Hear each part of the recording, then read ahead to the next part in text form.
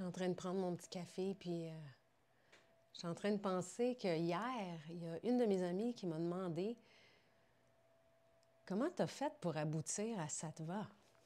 Qu'est-ce qui t'a amené là-bas, spécifiquement à cet endroit-là? Et j'ai réalisé que c'est pas quelque chose que j'ai partagé souvent.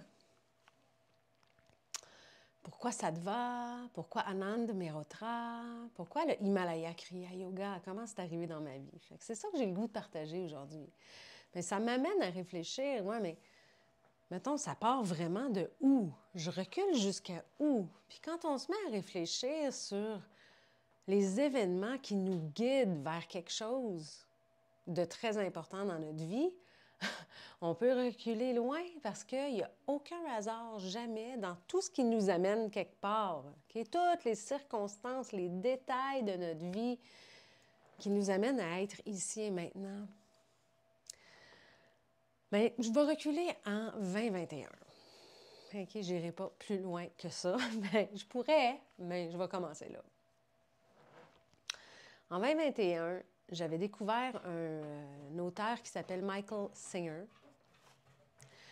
Et Michael Singer a écrit un livre que j'ai écouté en livre audio qui s'appelle L'expérience du lâcher-prise. Et Michael Singer, dans ce livre-là, il parle de la maîtrise du mental et de reconnaître qu'on a la voix de notre mental inférieur à l'intérieur de nous qui jacasse sans arrêt. OK? Puis à ce moment-là, précisément dans ma vie, je vivais une grosse tempête émotionnelle et quand j'ai écouté le livre de Michael Singer, j'ai reconnu que ma tempête émotionnelle était causée en grande partie par la voix qui, sans cesse, me racontait l'histoire en boucle et que dans cette histoire, j'étais une victime. OK? Fait que je me suis vue. Et ça, je ne vais pas rentrer profondément dans cette histoire-là, mais j'y reviendrai un moment donné parce que c'est vraiment hot là, comme histoire. Ma rencontre avec Michael A. Singer, ça a été un événement dans ma vie et je l'ai reconnu tout de suite comme un maître spirituel pour moi là, sur mon chemin. OK? Puis effectivement, encore aujourd'hui, je le remercie dans chacune de mes prières. Mais en lisant le livre de Michael Singer, il parlait énormément d'un maître yogi du nom de Paramahansa Yogananda et il parlait énormément du livre Autobiographie d'un yogi. Et donc, à un moment donné, je me suis dit, ah, ça serait peut-être pertinent que je lise ce livre-là. Il m'a rendu curieux. Et quelques jours plus tard, je m'en allais à Ripon, au centre de vie, dans une retraite personnelle. Et j'arrive dans l'espace où il y a une grande bibliothèque, puis je me dis, ah, mais peut-être qu'il y aurait ce livre-là ici. Fait que je m'approche devant la bibliothèque, puis je commence à regarder, puis là, crois-moi, il y en a des livres, OK? Je commence à peine à chercher qu'à la hauteur de mes yeux, le livre, il est comme ça. Là, je fais, mais là, c'est donc bien capotant. Là, je le prends dans mes mains, puis là, je me dis, mais oui, mais on dirait qu'il est neuf. Et là, j'entends une voix de quelqu'un qui est assis dans le coin là-bas qui dit, c'est moi qui l'ai emmené. Je l'ai acheté il n'y a pas longtemps, puis ah, il me parle pas tant. Je te le donne si tu veux. Fait que là, moi, je suis comme, what? Quel cadeau de la vie et surtout quelle synchronicité incroyable! Donc, sans plus tarder, je me suis mis à lire Autobiographie d'un yogi. Et qu'est-ce qui s'est passé? C'est que tout au long où je lisais ce livre-là, je me mettais sur pause, j'allais sur Google Maps, j'ai voyagé en Inde, partout où ce que Paramahansa Yogananda parle de l'Inde. J'ai reconnu que moi, Julie Sky, je marche un chemin yogique. J'ai conscientisé que ce dont lui parle, c'est le chemin que je marche, que j'avais jamais mis de mots dessus, que j'avais jamais, je veux dire, fait un lien entre mon chemin puis quelque chose de précis, à part que c'est un chemin spirituel, bien sûr. Et c'est la première fois aussi en lisant ce livre-là que je me suis sentie vraiment appelée à aller en Inde, profondément. Et de par Paramahansa Yogananda, j'ai fait application pour être dans je dirais une fondation, le Self-Realization Fellowship, où est-ce que j'ai commencé à avoir des communications par écrit de sa fondation qui m'enseignait des kriyas. Et ça se passait dans des revues. Tu sais, je veux dire, j'étais vraiment tout seul avec moi-même, puis la revue, puis je suivais les instructions, puis bon, c'était vraiment une nouvelle approche de méditation, là. Puis des exercices, donc des kriyas, OK? Que je ne comprenais pas tout à fait c'était quoi, mais à ce moment-là, ça a été tellement fort en dedans de moi, cette rencontre avec Paramahansa Yogananda, la rencontre avec les kriyas, que j'ai écrit un petit parchemin que j'ai mis dans un lieu sacré. Et sur le petit parchemin, écoute, j'ai ressorti ça il n'y a pas longtemps, j'en reviens pas. Écoute bien ce que j'ai écrit sur ce petit parchemin. Père céleste, Mère divine, Maître, Sri Paramahansa Yogananda, je m'engage sur la voie du Kriya Yoga pour approfondir ma quête de réalisation, âme incarnée, souveraine, libérée, unie à la lumière et à l'amour. À partir de ce moment-là, dans ma vie, il a commencé à avoir vraiment, je pense, un espace de transformation très, très palpable. J'ai vécu énormément de temps seule, énormément de temps en nature, entre autres sur le bord de la rivière de l'Ouest, à Brownsburg, qui est une rivière qui me communique, qui me guide, qui m'inspire. C'est drôle de mettre en mots tout l'avancement sur mon chemin que j'ai vécu et que je vis encore auprès d'elle. Et puis, c'est aussi là que je crois que j'ai vécu ma première expérience de faire l'expérience de Dieu, de la conscience de Dieu en moi. Okay? C'est quelque chose qui est très dur à mettre en mots, c'est quelque chose qui est très intime à soi, mais une expansion de conscience, une ouverture du cœur où j'avais l'impression que je recevais une douche d'amour et de lumière et que je faisais un avec tout, la nature, tout ce qui est, tout. Alors, à partir de tous ces événements-là qui sont arrivés une à la suite de l'autre, j'ai vraiment conscientisé profondément que je marche le chemin de la réalisation de soi dans l'union à la conscience divine et essentiellement, c'est ça que c'est le yoga. Yoga est un mot sanskrit qui veut dire union. Union à quoi ou de quoi? Union à la conscience divine, union avec le tout, faire un, hein, avec la conscience, le cosmos. Ouais, OK. Je veux pas. Il y a tellement de directions que je pourrais prendre, mais je me ramène. Ensuite, c'est ça, arrive ma séparation d'avec mon mari bien-aimé. Le choix de se séparer pour se permettre de marcher chacun des chemins qui semblaient demander à être opposés l'un à l'autre. Et donc, plutôt que de s'acharner ou de se ralentir mutuellement, on s'est dit merci avec beaucoup d'amour. Mais ça a été quand même un processus et une transition très, très, très intense. Même si j'avais une très profonde compréhension et une certitude que j'avançais dans la bonne direction, il y a quand même eu beaucoup de douleur, beaucoup de détachement, de lâcher-prise, de deuil. Puis ça se passe encore, tu sais, c'est un deuil qui est long, mais qui est, bon, rendu très doux aujourd'hui, là. Il reste des, comment je dirais ça, des résidus, voilà, c'est ça le mot. Alors, je savais que je voulais aller en Inde. Quand mon mari et moi, on a décidé de se séparer, la seule chose que je savais, c'est que j'irais en Inde. Quand la maison serait vendue, j'aurais les fonds pour partir en Inde. Et la maison s'est vendue en novembre 2023, officiellement. Et c'est en même temps que j'ai écouté un documentaire sur Gaia TV qui s'appelle Road to Dharma. Je vous invite à l'écouter, c'est magistral. Ma belle amie Lucie qui m'a dit « Hey, Jules, tu t'en vas en Inde, il faut que tu écoutes ça. » Et puis c'est en fait un guruji, un maître yogi qui amène un groupe de gens faire un pèlerinage en moto dans les hautes montagnes himalayennes et visiter 4 sites sacrés ou 4 pics sacrés, puis à travers une démarche intérieure et personnelle. Alors, il y a 10 épisodes, puis à travers ces 10 épisodes-là, le Guruji, qui est Anand, Je me suis sentie tellement, mais profondément en résonance avec lui. Il venait me faire vibrer d'une manière que c'est dur de mettre en mots. Mais je sentais que je voulais être proche de lui, que je voulais apprendre de lui. Puis là, je vais faire une parenthèse parce que tout au long de notre vie, on est exposé à des enseignements. Hein?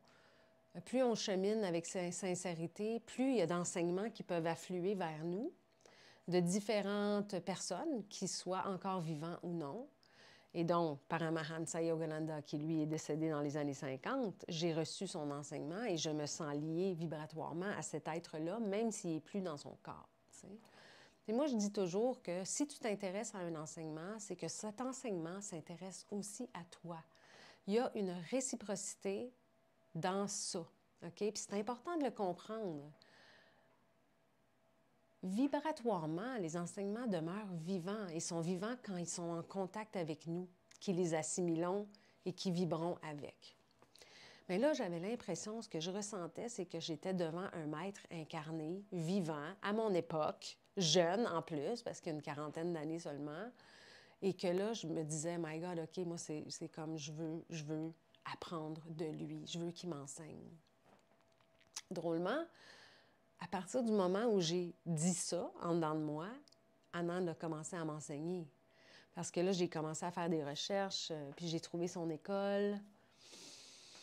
Et là, j'ai vu qu'il offrait le 200 heures de Yoga Teacher Training. Mais moi, là, jamais une seconde dans ma vie que je me suis dit que j'allais être prof de yoga un jour, là. Moi, j'ai fait du yoga on and off pendant une vingtaine d'années dans ma vie, puis j'ai pas un corps très flexible. Et c'était très frustrant pour moi, ça. Et c'est ça qui a fait que j'ai fini par lâcher, OK? Le yoga tel qu'on le connaît, qui est le yoga des postures, OK? Le Hatha Yoga, Vinyasa Flow, Ashtanga, il y a plein de sortes de yoga qui sont vraiment, surtout, en lien avec les postures, OK? Le yoga qu'on connaît. Quand on dit yoga, on s'imagine posture, tu sais. Jamais de ma vie que j'ai pensé que je pourrais être prof de yoga. Mais moi, ce que je savais, c'est que l'enseignement de Anand, ce n'était pas que des postures, mais c'était beaucoup plus grand, plus vaste, plus large. Et mon désir profond, c'était de plonger dans tout ce que c'est le yoga, la tradition yogique, la profonde tradition yogique, et qui, ultimement, est le chemin de la réalisation de soi dans l'union à la conscience divine, qui est le chemin que je sais que je marche. Donc, j'ai fait face quand même à une certaine résistance puis un doute. Tu sais, je veux dire, je suis légitime de m'inscrire à cette formation-là. Moi, je peux-tu enseigner le yoga? Puis, ce que j'ai compris, c'est que je pouvais aller là juste pour moi. C'était pas important que je décide d'enseigner ou non. C'est un chemin intérieur d'y aller tout court, tu sais. Fait que c'est ça que j'ai fait. Je me suis inscrite. Et puis, j'ai commencé à apprendre de Anandji. Puis c'est drôle parce que je m'étais dit, j'aimerais tellement étudier les Yoga Sutras de Patanjali avec lui. Et le lendemain, croyez-moi ou non, j'ai appris qu'il avait écrit 2 livres sur les Yoga Sutras. 2 livres que je me suis empressée de commander et que j'ai dévorés, okay, avant même de partir en Inde. Donc, quand je suis arrivée à Sattva, en juin 2024, la 2e journée, j'ai su que j'allais enseigner. La 2e journée, j'ai senti et j'ai fait l'expérience que ce que Anand partage en ce qui concerne les kriyas et tout ce que ça représente, ça me correspond tellement, c'est tellement tripant, c'est tellement créatif, c'est... Tu sais, quand je dis que le Himalaya Kriya Yoga, c'est un tissage de breathwork, de mantra, de mudra, de posture, de méditation, c'est un tissage qui, en plus, est supporté par une musique, mais écoute, la musique de mon choix, mais la musique qu'il y avait là-bas, là, je tripais, là, ça me ressemblait tellement. Fait que j'ai su que j'allais enseigner, tu sais. Puis je suis revenue au Québec en juillet, excitée, rare, là, de commencer à enseigner. Puis j'ai eu, la vie a fait, le flot de la vie a fait que entre début juillet et quand je suis repartie pour vivre le deuxième niveau de la formation en novembre, j'ai enseigné plus d'une trentaine de classes. Tu sais, c'était hot, là. Je suis contente, là. Mais pour revenir à ce désir-là que j'avais d'apprendre de Anandji, j'ai découvert Sattva par le documentaire. Et quand je suis arrivée là-bas, j'ai rencontré tout ce que je souhaitais rencontrer et plus encore.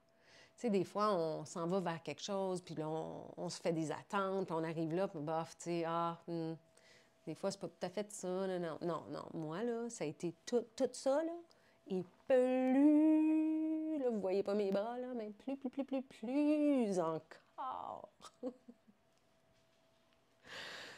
Puis ce n'est que le début. Alors, ce que je ressens, c'est que le Himalaya Kriya Yoga, c'est comme si c'était la substance dans ma vie, là, OK? La substance qui vient unir tout ce que je suis, toutes les parties de moi. C'est comme la substance qui vient unir tout ce que j'offre déjà. Que ce soit dans la musique, dans ma créativité, dans les ateliers, dans les rituels, dans tout ce que j'offrais déjà est bonifié par mon passage à Sattva, est bonifié par le fait que j'enseigne maintenant et le Himalaya Kriya Yoga. Et croyez-moi, je dis que j'enseigne, mais je suis d'abord et avant tout une élève et une praticienne. Puis je partage simplement ce que je reçois, dans le fond, tu sais. Fait que je serais honorée que tu viennes essayer, que ce soit en studio ou en ligne. Viens goûter. Viens sentir ce que ça peut insuffler en toi et dans ton âme. Parce qu'on le sache ou non, on marche tous ce chemin de réalisation de nous-mêmes. Et puis c'est différent pour tout le monde. Mais on chemine vers une évolution. Notre but ici, là, dans notre vie, là, c'est d'évoluer et d'expandre notre conscience. Peu importe comment on le nomme. Puis les kriyas, bien, ce sont des pratiques qui sont une technologie qui ont été enseignées des milliers d'années de maître en élève dans les profondeurs de l'Himalaya. Des maîtres et des élèves sur le chemin de la réalisation de l'union à la conscience divine. Et moi, j'ai la chance de porter ces pratiques-là pour les partager. Et je suis profonde gratitude. Je suis sans mots. Sérieux, là, j'ai de la misère à publier, à faire des publications dernièrement parce qu'on dirait que c'est tellement immense à l'intérieur de moi, c'est tellement vaste qu'on dirait que j'ai pas de mots. Et puis moi, je suis une femme de mots, tu sais. Je suis une écrivaine, une poète, une communicatrice. Et que là, ça me fait du bien de faire cette vidéo-là parce qu'on dirait que là, je relâche, là. Tu sais, puis il y a un flow, là, des communications, là. Je me sens heureuse de laisser ça couler. Parce que c'est sûr que si j'en parle pas, là, vous viendrez pas faire mes classes d'essai, tu sais. Puis j'ai envie que vous soyez là. Dernière petite parenthèse, parce que je vois que ça va être une longue vidéo, mais mes classes d'essai ne sont pas gratuites. Parce que il y a une grande valeur dans ce que j'ai été chercher et ce que j'offre. Et ton engagement envers toi-même, de la faire vraiment avec engagement, cette classe-là, est dans la valeur du 10 $ que je demande. C'est pas beaucoup, mais ça fait une différence. Les gratuités, c'est facile de s'inscrire vite, puis d'après ça, même plus y repenser. Moi, je fais ça aussi des fois, là. Tu sais, c'est la nature humaine. Ah oui, ça a l'air le fun, c'est gratuit, je m'inscris, puis oups, après ça, on passe à autre chose, la vie va vite. Mais quand on sort notre PayPal ou notre carte de crédit, on s'y attarde un petit peu plus, OK? Fait que c'est pour ça que j'ai mis la classe à 10 la classe d'essai. Et puis, normalement, une classe vaut 25. Fait que c'est quand même un super beau rabais. Puis si jamais tu décides de t'inscrire à la session, tu vas avoir un coupon rabais de 10 Fait qu'au bout du compte, hein, ta classe d'essai, si tu t'inscris à la session, va te revenir à 0 mais tu auras eu l'engagement, puis moi aussi.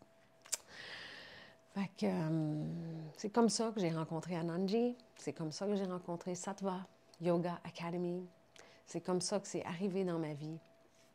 Je suis passée en 2021 de ce petit parchemin-là, où ce que je m'engage envers le Kriya Yoga, à 2024, où est-ce que le Kriya Yoga a continué de faire son chemin dans ma vie et à prendre une place prépondérante. Et je dis merci à la Mère divine qui me guide. Je dis merci à la grâce qui m'a permis d'être là, à tous les événements de ma vie, au deuil que j'ai vécu, qui m'ont ouvert l'espace de pouvoir être là en juin 2024, puis en novembre 2024 encore. Om Shanti Shanti Shanti. Hari Om Tat Sat.